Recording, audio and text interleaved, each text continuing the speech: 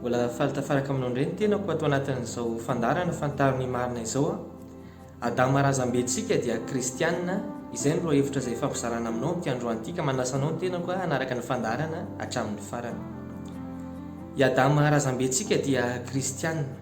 Arak'izay lohahevitra izay dia i Adama no razambentsika rehetrarehetra. Razamben'ny malagasy dia tsy malagasy fa i Adama. Ny razamben'ny amerikanina dia tsy amerikanina fa i Adama. Ny razamben'ny afrikanina rehetra dia i Adama avokoa satria avy any amin'ny Adama no nipoiran'ny olombelona rehetrarehetra. Ny maha malagasy atsika dia mbola taty aoriana, ny maha amerikanina ny amerikanina dia mbola fomba taty aoriana izany, ny fomba antsika malagasy ihany koa dia fomba mbola taty aoriana izany fa ny olombelona rehetra dia avy amin'ny Adama avokoa. Satria ny tena razambentsika dia tsy mijanona fotsiny amin'ny hoe dadabe ny dadabe teo aloha fa any amin'le nipoiran'ny olombelona mihitsy ny tena razambe dia tsy iza zany fa i Adama. Ka zany hoe raha i Adama ny razambentsika olombelona dia ny fomba ny Adama zany, ny fomba ny razambentsika zany no lovaintsika. Ary ny fomba ny razambentsika dia i Adama tsy nanompo sampy. I Adama dia tsy niresaka tamin'ny maty. I Adama izay razambentsika dia olona nanompo an'Andriamanitra izy. I Adama izay razambentsika dia olona nanana fifandraisana tsara tamin'Andriamanitra izy. I Adama izay razambentsika dia kristianina, ary izay ilay lohahevitra resantsika androany. I Adama razambentsika dia kristianina dia mety teny ianao hoe ny kristianina, izany anarana kristianina zany mbola ny foronina taty aoriana, dia zany tokoa ilay izy satria ny anarana kristianina dia ny fiangonana tao Antiokia, reo mpino tao Antiokia no namorona an'izany anarana hoe kristianina zany hitantsika ao amin'ny boky ny Asan'ny Apôstôly izany tenin'Andriamanitra izany. Fa ny kristianina dia anarana iantsona ireo zanak'Andriamanitra, ireo mpianatra Jesosy ary olona efa nandray an'i Jesosy izay tonga zanak'Andriamanitra ireo no antsoina hoe kristianina. Zany no maha kristianina antsika kristianina dia maha zanak'Andriamanitra antsika.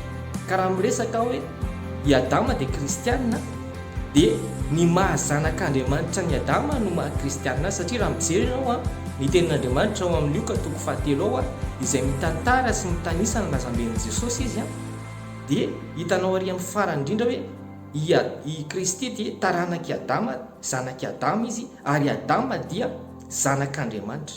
Any amin'ny andininy farany indrindra ao amin'ny Luka 7 no milaza an'izay.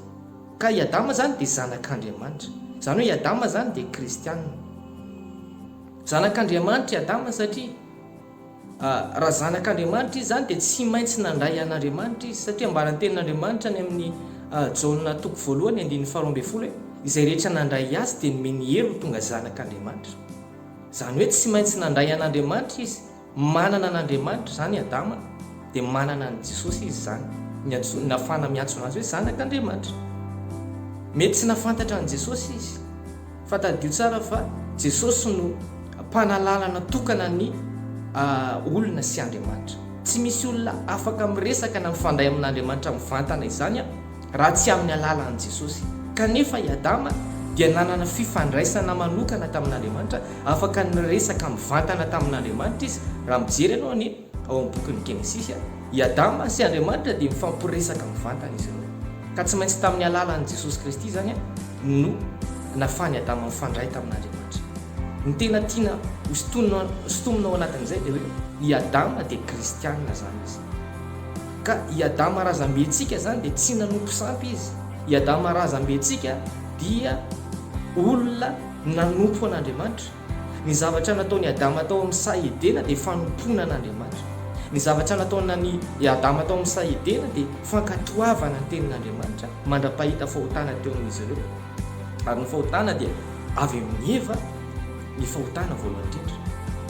Fa i Adama razambentsika dia olona nanana fifandraisana tsara tamin'Andriamanitra izy izany ny fomba ny Adama, ary zany ny fomba ny razamben'ny olona rehetrarehetra teto ambony tany dia fifandraisana tsara tamin'Andriamanitra. Ary izany ny tokony lovaintsika tsiraray avy ny tena razambentsika dia avy any amin'ny Adama, izay fomba ny Adama izay fifandraisana tamin'Andriamanitra izay no tokony ihany koa ho lovaintsika rehetrarehetra izay taranak'i Adama rehetrarehetra. Dia ny olona rehetrarehetra koa rehefa ao amin'ny Kristy rehefa tonga kristianina ny olona rehetrarehetra dia mitovy avokoa ny fomba ny olona rehetrarehetra, mitovy avokoa ny fomba ny kristianina rehetrarehetra maneran-tany. Rehefa kristianina dia mitovy na ny amerikanina na ny européanina na ny afrikanina, mitovy avokoa ao amin'Andriamanitra fa tsy misy hafa. Satria izay nambaran'ny tenin'Andriamanitra any amin'ny Galatiana toko 7 ny andininy 9:20 any, tsy misy hafa na jiosy na grika na andevo na tsy andevo fa iray ihany ianareo rehetra ao amin'ny Kristy Jesosy. Izany hoe mitovy ny rehetrarehetra, tsy misy ambony tsy misy ambany, mitovy avokoa ny fomba ny olona rehetrarehetra rehefa atao amin'ny Jesosy.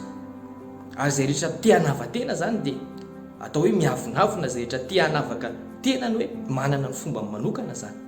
Satria ny olona rehetra ao amin'ny Kristy dia mitovy fomba avokoa, dia ny fanompoana an'Andriamanitra, ny fankatoavana an'Andriamanitra, ny fanarahana an'Andriamanitra, izany no fomba ao amin'Andriamanitra, izany no fomba ny zanak'Andriamanitra rehetrarehetra, tsy misy akanavaka na iza, ary izany fomba izany no tokony lovaintsika rehetrarehetra, satria izany no araka an'Andriamanitra.